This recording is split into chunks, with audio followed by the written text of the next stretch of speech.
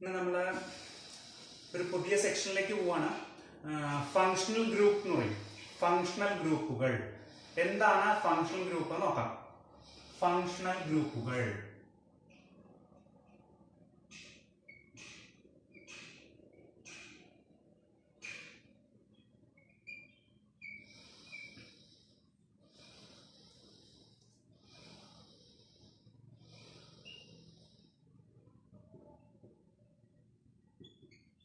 എന്താ സാധനം?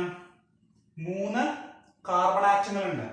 3 carbon atom എന്ന സമയത്ത് കഴിഞ്ഞ ക്ലാസ്സിൽ പറഞ്ഞിരുന്നു 3 കാർബൺ ആറ്റം വന്നതിനാൽ പ്രൊപ്പ് എന്നാണ് വിളിക്കുക.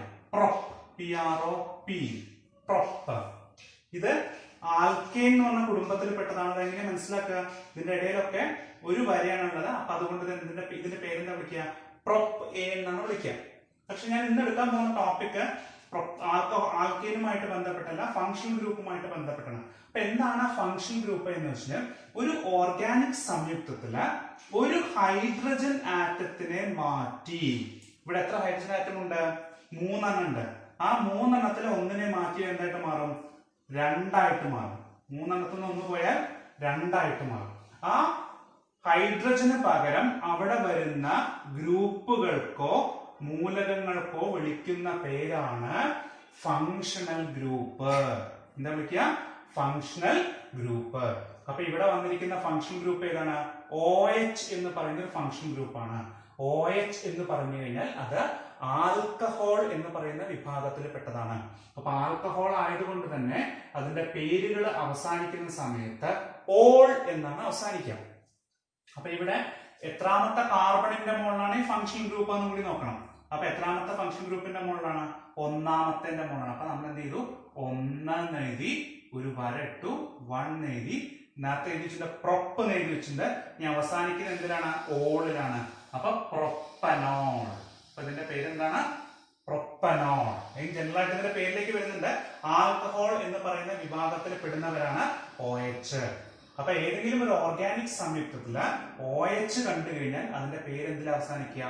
ഓൾ എന്ന് പറയുന്ന ഇതിലാണ് അവസാനിക്കുക. അപ്പൊ അതിന്റെ പേര് ആൽക്കഹോൾ എന്ന് പറയുന്ന ഫങ്ഷണൽ ഗ്രൂപ്പ് ആണ്. നെക്സ്റ്റ് പറയുന്നത് carboxylic acids. Carboxylic acids. Carboxylic acids അതെന്താണ്? കാർബോക്സിലിക് ആസിഡ് നോക്കാം. CH3, CH2. ഇവിടെ ഞാൻ CH3ക്ക് പകരം വീണ്ടും ഒരു CH2 എഴുതുന്നുള്ളൂ. ഒരു ഹൈഡ്രജൻ ആറ്റം പോയിട്ട് അതിന് പകരം വരുന്ന ഗ്രൂപ്പാണ് COOH. ഇതിന് വിളിക്കുന്ന പേരാണ് കാർബോക്സിലിക് ഗ്രൂപ്പ്. ഇനി കാർബോക്സിലിക് ആസിഡ് എന്ന് വിളിക്കാം, കാർബോക്സിലിക് ഗ്രൂപ്പ്. അപ്പൊ COOH എന്ന് പറയുന്ന ഒരു ഫങ്ഷണൽ ഗ്രൂപ്പ് വന്നു കഴിഞ്ഞാൽ അതിനെ കാർബോക്സിലിക് ആസിഡ്സ് എന്നുള്ള പേരിലാണ് അത് അറിയപ്പെടുന്നത്. ഇതിന്റെ പേര് എന്താ വരിക? എത്ര കാർബൺ ഉണ്ട്? 1, 2, 3, 4. 4 എണ്ണം വന്നാൽ എന്താണ് വിളിക്കുക? ബ്യൂട്ട് എന്നാണ് വിളിക്കുക. ബ്യൂട്ടിന്റെ ആസിഡ് ആണ് ബ്യൂട്ടിലിക് ആസിഡ് എന്ന് വിളിക്കും. ഇതിനെ ബ്യൂട്ടിലിക് ആസിഡ് എന്നുള്ള പേരിലാണ് ഇത് അറിയപ്പെടുന്നത്. അപ്പൊ മറ്റൊരു ഫങ്ഷണൽ ഗ്രൂപ്പാണത് കാർബോക്സിലിക് ആസിഡ്സ്. അപ്പൊ പൊതുവായിട്ട് ഫങ്ഷണൽ ഗ്രൂപ്പ് എന്ന് പറഞ്ഞാൽ എന്താണ്? ഒരു ഓർഗാനിക് സംയുക്തത്തില് ഒരു ഹൈഡ്രജൻ ആറ്റത്തിനെ മാറ്റിയിട്ട് പകരം അവിടെ വേറെ ഏതെങ്കിലും ഗ്രൂപ്പുകൾ വന്നാൽ അവർക്ക് പൊതുവായി വിളിക്കുന്ന പേരാണ് ഫങ്ഷണൽ ഗ്രൂപ്പുകള്. അപ്പൊ രണ്ടെണ്ണമായി, ഒന്ന് ആൽക്കഹോളായി, ഒന്ന് കാർബോക്സിലിക് ആസിഡ് ആയി. ഇനി ഒരു ഫങ്ഷണൽ ഗ്രൂപ്പും കൂടി പഠിക്കേണ്ടത് നമുക്ക്. അതിന്റെ പേരാണ് ഹാലോ ഗ്രൂപ്പ് എന്നാണ് വിളിക്കുക. ഹാലോജൻസ് എന്ന് വിളിക്കും. ഹാലോജൻസ്. HALO. ഹാലോ. ഹാലോജൻ എന്നുള്ളതിന്റെ ചുരുക്ക രൂപമാണ് ഹാലോ. അപ്പൊ ഇവിടെ എന്താ വെച്ചാൽ CH3, CH2, CH2, Cl. ഇതിനെന്താ വിളിക്കുക? നമ്മള് ഇത് കാർബണിന്റെ ഇവിടെ ഹൈഡ്രജൻ ആറ്റത്തിന് പകരം എന്തൊന്നും ഇവിടെ ഒരു ക്ലോറിൻ ആറ്റം വന്നു. അപ്പൊ ക്ലോറിൻ വന്നത് കൊണ്ട് ഇത് 3 കാർബൺ ആറ്റമാണ്. അപ്പൊ ഇത് ശരിക്കും പേര് വരുന്നതാണ് പ്രൊപ്പേൻ ആണ് വരിക. ആ പ്രൊപ്പേനിൽ ക്ലോറിൻ വന്നത് കൊണ്ട് എന്ത് വിളിക്കും? നമ്മള് ക്ലോറോ പ്രൊപ്പേൻ എന്നുള്ള പേരിലാണ് അത് അറിയപ്പെടുന്നത്. Chloro propane. അപ്പൊ ഇങ്ങനെ 3 ഫങ്ഷണൽ ഗ്രൂപ്പുകൾ പഠിക്കുക. അപ്പൊ ഏതൊക്കെയാണ്? OH, COOH, പിന്നെ എന്താ പറയുന്നത്? ഹാലോജൻസ്. ഹാലോ ഗ്രൂപ്പ് എന്നാണ് വിളിക്കുക. ഹാലോ. അപ്പൊ ഇങ്ങനെ 3 ഫംഗ്ഷൻ ഗ്രൂപ്പുകളാണ് നമുക്ക് ഈ വർഷം പഠിക്കാനുള്ളത്. അപ്പൊ ഏതെങ്കിലും ഒരു ഓർഗാനിക് സംയുക്തത്തിൽ OH വന്നു കഴിഞ്ഞാൽ അതിന്റെ പേര് എന്തിൽ അവസാനിക്കുക? ആൽക്കഹോൾ എന്നുള്ള പേരിലാണ് അവസാനിക്കുക. COOH വന്നു കഴിഞ്ഞാൽ അതെന്താണ്? കാർബോക്സിലിക് ആസിഡ് ആണ്. പിന്നെ ക്ലോറിനോ ബ്രോമിനോ അയഡിനോ ഒക്കെ വന്നു കഴിഞ്ഞാൽ അത് ഹാലോ ഗ്രൂപ്പ് എന്നുള്ള പേരിലാണ് അറിയപ്പെടുന്നത്. അപ്പൊ ഇതാണ് ഫങ്ഷണൽ ഗ്രൂപ്പുകൾ എന്നുള്ള പേരിൽ അറിയപ്പെടുന്നത്. ഒരു സാധനം കൂടി ഉണ്ട്, ആൽക്കോക്സി ഗ്രൂപ്പ് എന്ന് പറഞ്ഞ സാധനം. ആൽക്കോക്സി ഗ്രൂപ്പുകള് ഇവിടെ നോക്കുന്നുണ്ട്. CH3 CH2O CH2 CH3. ഈ ആൽക്കോക്സി ഗ്രൂപ്പിന് വിളിക്കുന്ന മറ്റൊരു പേരാണ് ഈതർ എന്ന് വിളിക്കും. ETHER ether.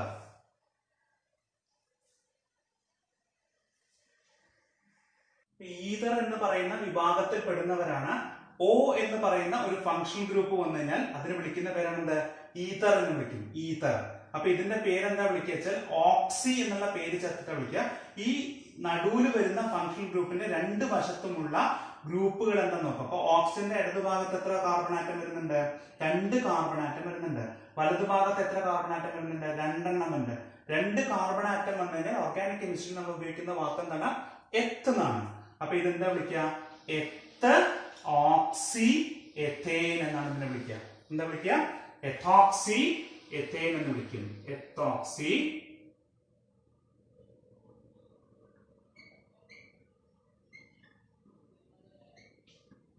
എഥേൻ. എത്തോക്സി എഥേൻ എന്നുള്ള പേരിലാണ് അത് അറിയപ്പെടുക.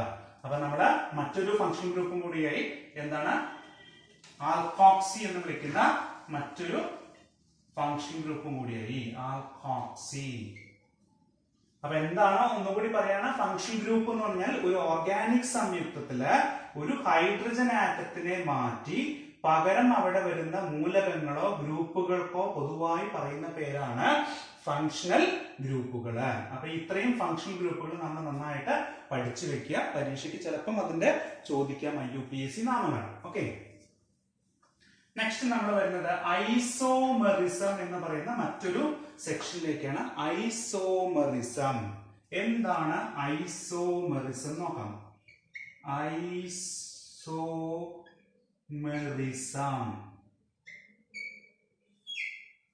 ഐസോമെറിസം എന്താണ്? ഐസോമെറിസം എന്ന് നോക്കാം. ഇവിടെ ശ്രദ്ധിക്കൂ. ആദ്യം പഠിക്കാൻ പോകുന്ന നമ്മൾ എന്താണ് ഐസോമെറിസത്തിന്റെ ഡെഫിനിഷൻ അല്ലെങ്കിൽ നിർവചനമാണ്. CH3 CH2 CH2 CH3. രണ്ടാമത് ഞാൻ എഴുതുന്നു CH3 CH3 CH3. എന്താണ് ഇത് രണ്ടും തമ്മിലുള്ള വ്യത്യാസം? ഇത് രണ്ടും തമ്മിലുള്ള വ്യത്യാസം ആണെങ്കിൽ ആദ്യം നമ്മൾ ഇവിടെ എത്ര കാർബൺ ഉണ്ട്, എത്ര ഹൈഡ്രജൻ ഉണ്ട് എന്ന് നോക്കണം. ഇവിടെ എത്ര കാർബൺ ആകെ? 1 2 3 4. അപ്പൊ കാർബൺ സമം 4 എന്ന് എഴുതി വെച്ചു. എത്ര ഹൈഡ്രജൻ ഉണ്ട്? 3 2 5 5 2 7 7 3 10. അപ്പൊ 10 ഹൈഡ്രജനും ഉണ്ട്. ഇനി ഇവിടെ നമ്മൾ എന്ത് ചെയ്യണം? ഇതേപോലെ തന്നെ എത്ര കാർബണും ഉണ്ട്, എത്ര ഹൈഡ്രജനും ഉണ്ടെന്ന് എഴുതി വെക്കണം. എത്ര കാർബൺ ആകെ? 1 2 3 4. അപ്പൊ കാർബൺ സമം 4 എന്ന് എഴുതി. ഹൈഡ്രജൻ എത്ര ഉണ്ട്? 3 3 6 3 9 1 10. അപ്പൊ രണ്ടിലുള്ള ആറ്റങ്ങളുടെ എണ്ണം എന്താണ്? തുല്യമാണ് അല്ലെ? രണ്ടിലുള്ള ആറ്റങ്ങളുടെ എണ്ണം തുല്യമാണ്. പക്ഷെ എന്ത് വ്യത്യാസം വന്നു? അതിന്റെ ഘടനയില് വ്യത്യാസം വന്നു. ഇങ്ങനെ ഒരേ രാസവാക്യവും വ്യത്യസ്ത ഘടനാവാക്യവും വന്നു കഴിഞ്ഞാൽ അവയുടെ രാസഭൗതിക ഗുണങ്ങളില് വ്യത്യാസം ഉണ്ടായിരിക്കും. അവയ്ക്ക് വിളിക്കുന്ന പേരാണ് ഐസോമർ. ആ പ്രതിഭാസത്തിന് വിളിക്കുന്ന പേരാണ് ഐസോമെറിസം. ഐസോമെറിസം എന്ന് പറയുന്ന പ്രതിഭാസം പറയണമെങ്കിൽ നമ്മൾ രണ്ടാളുകളെ വെച്ചിട്ട് താരതമ്യപ്പെടുത്തണം. അങ്ങനെ താരതമ്യപ്പെടുത്തുന്ന സമയത്ത് രണ്ടിലുമുള്ള ആറ്റങ്ങളുടെ എണ്ണം എപ്പോഴും എന്തായിരിക്കും? തുല്യമായിരിക്കും. പക്ഷെ എന്തിനാ വ്യത്യാസം ഉണ്ടാവുക? അതിന്റെ ഘടനയിലെ വ്യത്യാസം വരും. ഘടനയിലെ വ്യത്യാസം വന്നാൽ രാസ ഭൗതിക ഗുണങ്ങളിൽ വ്യത്യാസം വരും. അപ്പൊ ഈ ഐസോമെറിസത്തിന് വിളിക്കുന്ന പേരാണ് ചെയിൻ ഐസോമെറിസം എന്നാണ് വിളിക്കുക. എന്താ വിളിക്കുക? Chain isomerism. Chain isomerism.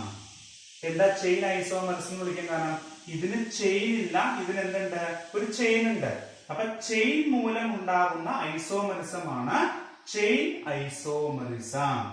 Isomerism ഒരേ രാസവാക്യവും വ്യത്യസ്ത ഘടനയും വന്നു കഴിഞ്ഞാൽ അവയുടെ രാസ ഭൗതിക ഗുണങ്ങളിൽ വ്യത്യാസം ഉണ്ടായിരിക്കും. അതുകൊണ്ട് അവയെ ഐസോമർ എന്നും ആ പ്രതിഭാസത്തിനെ നമ്മൾ എന്ത് വിളിക്കുന്നു, ഐസോമെറിസം. അപ്പൊ ചെയിൻ ഐസോമറിസത്തിന് ഉദാഹരണമാണ് CH3CH2 CH2CH3യും CH3CH CH3യും. കഴിഞ്ഞ IUPAC നാമം എഴുതുന്ന സമയത്ത് പറഞ്ഞു തന്നിട്ടുണ്ട് ഇതിന്റെ IUPAC എന്താ വരിക, ഇത് 4 കാർബൺ ആറ്റം ആയതുകൊണ്ട് നമ്മൾ എന്താ വിളിക്കുക, ബ്യൂട്ട് എന്നാണ് വിളിക്കുക. അപ്പൊ ഇതിന് നമ്മുടെ ഒരേ സ്ട്രെയിറ്റ് ചെയിനിൽ കിടക്കുന്ന N എന്നുള്ളൊരു വാക്കും കൂടി ഇവിടെ ഉപയോഗിക്കും. N എന്ന് പറഞ്ഞാൽ നോർമൽ ബ്യൂട്ടേൻ എന്നാണ് വിളിക്കുക. N ബ്യൂട്ടേൻ എന്നാണ് അതിനെ വിളിക്കുക. ഇതിന്റെ പേര് ഓൾറെഡി പറഞ്ഞിട്ടുണ്ട്. 3 കാർബൺ ആറ്റമാണ് സ്ട്രെയിറ്റിൽ എണ്ണുമ്പോൾ വരിക. അപ്പൊ അതിനെ നമ്മൾ പ്രൊപ്പ് എന്നാണ് വിളിക്കുക. പ്രൊപ്പ് എന്ന് വിളിക്കും. ആ പ്രൊപ്പില് രണ്ടാമത്തെ കാർബണിന്റെ മുകളിൽ എന്ത് ഗ്രൂപ്പ് വരുന്നുണ്ട്, മെഥിൽ ഗ്രൂപ്പ് വരുന്നുണ്ട്. അപ്പൊ 2-മെഥിൽ പ്രൊപ്പേൻ, 2-മെഥിൽ പ്രൊപ്പേൻ എന്നാണ് ഇതിന്റെ IUPAC നാമം വരിക. അപ്പൊ ചെയിൻ മൂലം ഉണ്ടാകുന്ന ഐസോമറിസം ആണ് ചെയിൻ ഐസോമറിസം. ഓക്കെ, അടുത്ത ഐസോമറിസത്തിന്റെ പേരാണ് functional group isomerism. Functional group എന്താണ്, ഫങ്ഷണൽ ഗ്രൂപ്പ് നോക്കാം. നേരത്തെ പറഞ്ഞ ഫങ്ഷണൽ ഗ്രൂപ്പ് എന്താണ്, അപ്പൊ ഫങ്ഷണൽ ഗ്രൂപ്പിന്റെ വ്യത്യാസം മൂലം ഉണ്ടാകുന്ന ഐസോമറിസം ആണ് ഫങ്ഷണൽ ഗ്രൂപ്പ് ഐസോമറിസം. ഒരു ഉദാഹരണം നമുക്ക് നോക്കാം. CH3 CH2 CH2OH. അടുത്തത് CH3 CH2OCH3. ഇതിൽ രണ്ടിലുള്ള ആറ്റങ്ങളുടെ എണ്ണം നോക്കി നോക്കൂ. ആദ്യത്തിൽ എത്ര കാർബൺ ഉണ്ട്, 1 2 3. C സമം 3. എത്ര ഹൈഡ്രജൻ ഉണ്ട്, 3 2 5 5 2 7 7 3 8. 8 ഹൈഡ്രജൻ ഉണ്ട്. H സമം 8. എത്ര ഓക്സിജൻ ഉണ്ട്, O സമം 1. ആദ്യം നമ്മൾ ഐസോമറിസം ആണോ എന്ന് അറിയണമെങ്കിൽ ഇതൊക്കെ എഴുതി നോക്കണം. അപ്പോൾ നമുക്ക് ഐസോമറിസം ആണോ എന്ന് നോക്കാൻ പറ്റും. രണ്ടിലുള്ള ആറ്റങ്ങളുടെ എണ്ണം എപ്പോഴും തുല്യമാവണം. അപ്പൊ ഇവിടെ നോക്കി നോക്കൂ, ഇവിടെ എത്ര കാർബൺ ഉണ്ട്, 1 2 3. അപ്പൊ C സമം എഗെയിൻ നമ്മൾ എന്ത് എഴുതി, 3 എന്ന് എഴുതി. H സമം എത്ര ഉണ്ടാവും നോക്കൂ, H സമം 3 2 5 5 3 8. എത്ര ഓക്സിജൻ ഉണ്ട്, 1. അപ്പൊ രണ്ടിലുള്ള ആറ്റങ്ങളുടെ എണ്ണം തുല്യമായതുകൊണ്ട് ഇതിനെ എന്ത് വിളിക്കുന്നത്, നമുക്ക് ഐസോമേഴ്സ് ആണ്. എന്ത് ഐസോമറിസം ആണ്, ഫങ്ഷണൽ ഗ്രൂപ്പ് ഐസോമറിസം ആണ്. എന്തുകൊണ്ടാണ് ഫങ്ഷണൽ ഗ്രൂപ്പ് എന്ന് വിളിക്കാൻ കാരണം, ഫങ്ഷണൽ ഗ്രൂപ്പുകളുടെ വ്യത്യാസം മൂലം ഉണ്ടാകുന്ന ഐസോമറിസം ആണ് ഫങ്ഷണൽ ഗ്രൂപ്പ് ഐസോമറിസം. ഇതിലത്തെ ഫങ്ഷണൽ ഗ്രൂപ്പ് ഏതാണ്, OH. ഞാൻ പറഞ്ഞു നേരത്തെ OH വന്നു കഴിഞ്ഞാൽ അത് ഏത് വിഭാഗത്തിൽ പെടുന്നതാണ്, ആൽക്കഹോൾ എന്ന് പറയുന്ന വിഭാഗത്തിൽ പെടുന്നവയാണ്. O എന്ന് പറഞ്ഞാൽ എന്താണ്, ഈതർ ആണ്. അപ്പൊ ഈതറിന്റെ വിഭാഗത്തിൽ പെടുന്നതാണ് ഇത്. അപ്പൊ രണ്ടും തമ്മിൽ എന്ത് വ്യത്യാസമുണ്ട്, അതിന്റെ രാസ ഗുണങ്ങളിൽ നല്ല വ്യത്യാസമുള്ളത് കൊണ്ട് ഇത്തരം ഐസോമറിസത്തിന് വിളിക്കുന്ന പേരാണ് functional group isomerism. Okay, the last one,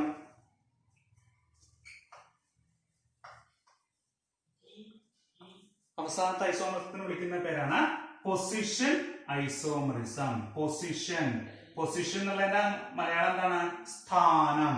സ്ഥാനം മാറ്റം ഉണ്ടാകുന്ന ഐസോമറിസമാണ് പൊസിഷൻ ഐസോമറിസം. നോക്കൂ, CH3 CH2 CH2 CH2 Cl.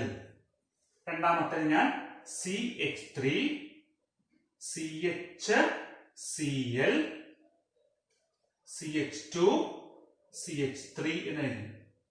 നോക്കിയോക്കൂ, ഇവിടെ സൈഡിൽ എഴുതുന്നില്ല, എണ്ണിയാൽ മതി. ഇത് ഒന്നാമത്തെ എത്ര കാർബൺ ഉണ്ട്, 1 2 3 4. രണ്ടാമത്തേലോ 1 2 3 4. അപ്പൊ കാർബണിന്റെ എണ്ണം ഓക്കെയാണ്. എത്ര ഹൈഡ്രജൻ വരുന്നുണ്ട്, 3 2 5 5 2 7 7 2 9. ഇവിടെ എത്ര ഉണ്ട്, 3 4 2 6 6 3 9. എത്ര ക്ലോറിൻ വരുന്നുണ്ട്, 1 1. ഇപ്പൊ രണ്ടിലുള്ള ആറ്റങ്ങളുടെ എണ്ണം തുല്യമാണ്. പിന്നെ എന്തിനാണ് വ്യത്യാസം വന്നത്? ഇവിടെ പൊസിഷനാണ്. ഫംഗ്ഷൻ ഗ്രൂപ്പിന്റെ പൊസിഷൻ മാറി. ഇതാണ് ഫംഗ്ഷൻ ഗ്രൂപ്പ്. ഇതിലത്തെ ഫംഗ്ഷൻ ഗ്രൂപ്പ് ആണ് ക്ലോറിനാണ്. ക്ലോറിന്റെ സ്ഥാനം നോക്കൂ, മാറിയില്ലേ? ഇവിടെ 1ാമത്തെ കാർബണിന്റെ മോളാണ്. ഇവിടെ എത്രാമത്തെ കാർബണിന്റെ മോളാണ്? 2ാമത്തെ കാർബണിന്റെ മോളാണ്. അപ്പൊ ഇതിന് വിളിക്കുന്ന പേര് 3 കാർബൺ ആറ്റം 4 കാർബൺ ആറ്റം എന്നാൽ ബ്യൂട്ടാണ്. അപ്പൊ ബ്യൂട്ടേനിലെ 1ാമത്തെ കാർബണിന്റെ മുകളിൽ എന്തുണ്ട്? ക്ലോറിൻ ആറ്റം ഉണ്ട്. അപ്പൊ ഇതിന് വിളിക്കുന്ന പേരാണ് 1 ക്ലോറോ ബ്യൂട്ടേൻ. അപ്പൊ ഇതിനെന്താ വിളിക്കുക? 2 ക്ലോറോ ബ്യൂട്ടേൻ. അപ്പം ഇവിടെ 1ാമത്തെ കാർബൺ ആറ്റത്തിന്റെ മോളാണ് ഫംഗ്ഷണൽ ഗ്രൂപ്പ് വരുന്നത്. ഇവിടെ 2ാമത്തെ കാർബൺ ആറ്റത്തിന്റെ മോളാണ് ഫംഗ്ഷണൽ ഗ്രൂപ്പ് വരുന്നത്. അപ്പൊ ഫംഗ്ഷണൽ ഗ്രൂപ്പുകളുടെ സ്ഥാനം മാറിയാൽ അല്ലെങ്കിൽ പൊസിഷൻ മാറിയാൽ അത്തരം ഐസോമറിസത്തിന് വിളിക്കുന്ന പേരാണ് പൊസിഷൻ ഐസോമറിസം. ഇത്രയും കാര്യങ്ങളാണ് നമുക്ക് 1ാമത്തെ ഓർഗാനിക് കെമിസ്ട്രിയുടെ ചാപ്റ്ററിൽ വരുന്നത്. അപ്പൊ അത് നല്ല പോലെ ഇന്ന് പഠിക്കുക. ഓക്കെ.